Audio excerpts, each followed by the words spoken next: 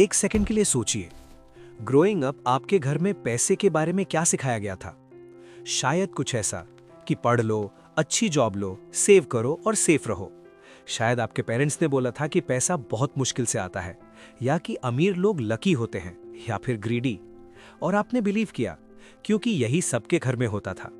फिर एक दिन एक बुक आती है, रिच डैड पुअर डैड, और वो सब कुछ जो आपने मनी के बारे में सोचा था वो एक एक करके टूटते जाता है। आज हम बात करेंगे उस बुक के वो आइडियाज की जो जेन्युइनली लाइफ चेंजिंग है, not because they are complicated, बल्कि इसलिए कि वो बिल्कुल सीधा उस चीज को चैलेंज करते हैं जो हम सबको सिखाया गया है। ओके, तो हम में से ज्यादातर लोग एक ही फाइनेंशियल स्क्रिप्ट के साथ बड़े हुए हैं। स्कूल में पढ़ते हैं, कॉलेज करते हैं, फिर एक अच्छी कंपनी में जॉब ढूंढते हैं, सैलरी आती है, उससे स्पेंड करते हैं, थोड़ा बचाते हैं, और यही जिंदगी है। और जब कभी पैसे टाइट होते हैं तो सोल्यूशन क्या होता है? और काम करो और कमाओ। ये स्क्रिप्ट गलत नहीं है, लेकिन ये इनकम्प्लीट जरूर है। रॉबर्ट कियोसाकी ने रिच डैड पुअर डैड में एक सिंपल लेकिन डेविस्टेटिंग ऑब्जर्वेशन किया था कि दुनिया के ज्यादातर लोग फाइनेंशियली स्ट्रगल करते हैं, not because they don't work hard, but because nobody ever taught them how many actually works.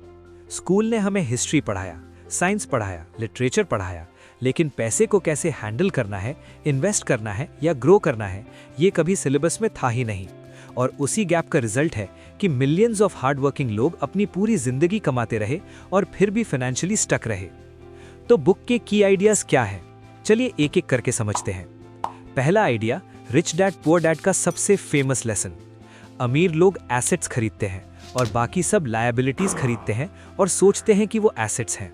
सुनने में सिंपल लगता है, लेकिन समझने में टाइम लगता है। एसेट क्या होता है? कोई भी चीज जो आपके पॉकेट में पैसा डाले बिना आपके काम किए। लायबिलिटी क्या होती है? कोई भी चीज जो आपके पॉकेट से पैसा निकालती रहे।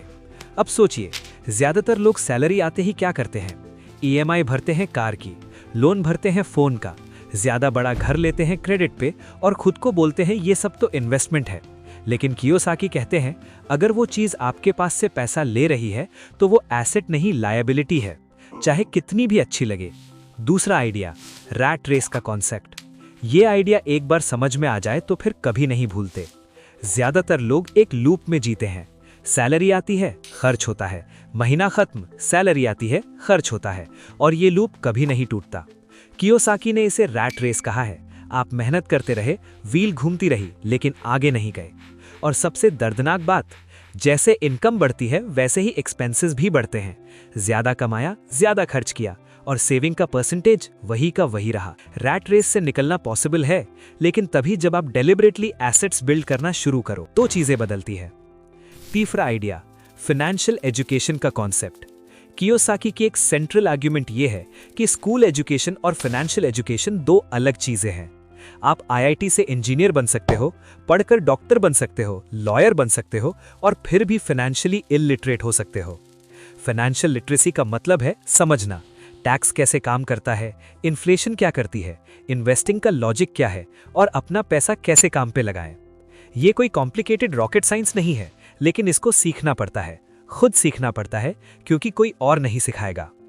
चौथा idea, work to learn not to earn. ये वाला आइडिया थोड़ा काउंटर इंट्यूटिव है। कियोसाकी कहते हैं कि ज्यादातर लोग अपनी सारी एनर्जी हाईएस्ट पॉसिबल सैलरी ढूंढने में लगाते हैं, लेकिन अमीर लोग अलग सोचते हैं। यहां से मुझे क्या सीखने मिलेगा? Sales skill, management skill, communication, leadership, investing का नॉलेज, क्योंकि ओवर टाइम ये सब स्किल्स कंपाउंडिंग करती हैं। एक एवरेज सैलरी अर्नर जो लाइफ लॉन्ग सीखते रहें, वो एक हाई सैलरी वाले से ज्यादा फाइनेंशियली सक्सेसफुल हो सकते हैं, अगर उनके पास राइट स्किल्स और नॉलेज हो। क्योंकि अल्टीमेटली आपका सबसे बड़ा एसेट आपका ब्रेन है, उसमें इन्वेस्ट करो। पांचवा idea, your house is not an asset. ये वाला सुन के बहुत लोगों को तकलीफ होती है, स्पेशली इंडिया में। हम सब घर खरीदने को सेटिंग हो जाना कहते हैं, सोसाइटी में इज्जत मिलती है, घर इक्वल सक्सेस। लेकिन कियोसाकी ये नहीं कहते कि घर मत खरीदो, वो कहते हैं घर को अपनी प्राइमरी फाइनेंशियल स्ट्रैटेजी मत बनाओ। एक ओन्ड घर में रहना, उसमें प्रॉपर्टी टैक्स है, मेंटेनेंस है, लोन इंटरेस्ट है, ये सब चीजें पॉकेट से जाती हैं, आती नहीं। कंट्रास्ट करो किसी ऐसे घर से जो आप रेंट पे देते हो, वो महीना महीना इनकम देता है, वो एसेट है। रियल एसेट वो होता है जो पैसिव इनकम जनरेट करे। अगर आपका घर सिर्फ जगह देता है रहने की, तो वो कंफर्ट है, एसेट नहीं। अब यहाँ एक डीपर साइकोलॉजिकल लेयर है जो बुक में बहुत क्लियरली एक्सप्लेन की गई है। हम सब के अंदर एक वॉइस है जो बार बार कहती है मैं अफोर्ड नहीं कर सकता। कियोसाकी कहते हैं ये स्टेटमेंट एक हैबिट है, एक मेंटल शॉर्टकट, और ये शॉर्टकट आपका ब्रेन बंद कर देता है। जब आप कहते हो मैं अफोर्ड नहीं कर सकता तो आपका ब्रेन प्रॉब्लम सॉल्विंग बंद कर देता है। क्वेश्चन खत्म, टॉपिक ओवर।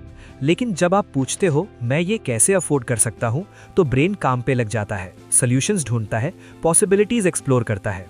ये सिर्फ पॉजिटिव थिंकिंग नहीं है, ये न्यूरोसाइंस है। क्वेश्चंस एक्टिवेट करते हैं क्यूरियोसिटी और प्रॉब्लम सॉल्विंग, और फाइनेंशियली सक्सेसफुल लोग यही करते हैं। वो हर प्रॉब्लम को क्वेश्चन की तरह ट्रीट करते हैं। एक और साइकोलॉजिकल इंसाइट, फियर और ग्रीड का रोल। कियोसाकी कहते हैं कि ज्यादातर फाइनेंशियल डिसीजंस, चाहे वो इन्वेस्ट करना हो या नहीं करना, दोनों में से एक इमोशन ड्राइव करता है। ग्रीड, ये स्टॉक ऊपर जाएगा अभी खरीद लो। फियर, मार्केट डाउन हो सकता है कुछ मत करो। और दोनों ही बैड फाइनेंशियल डिसीजंस की तरफ ले जाते हैं। अमीर लोग इमोशंस को इंफॉर्मेशन की तरह ट्रीट करते हैं, नॉट इंस्ट्रक्शंस। वो फियर को नोटिस करते हैं, फिर एक रैशनल डिसीजन लेते हैं, इमोशंस से रिएक्ट नहीं करते। तो प्रैक्टिकली क्या करें? पहला स्टेप, अपना फाइनेंशियल स्टेटमेंट समझो। सिंपल चीज, एक पेज पे लिखो इनकम कहां से आ रही है, एक्सपेंसेस कहां जा रहे हैं, और आपके पास कौन से एसेट्स हैं जो इनकम जनरेट कर रहे हैं। ज्यादातर लोगों के लिए ये कॉलम बिल्कुल खाली होगा, और यही स्टार्टिंग पॉइंट है।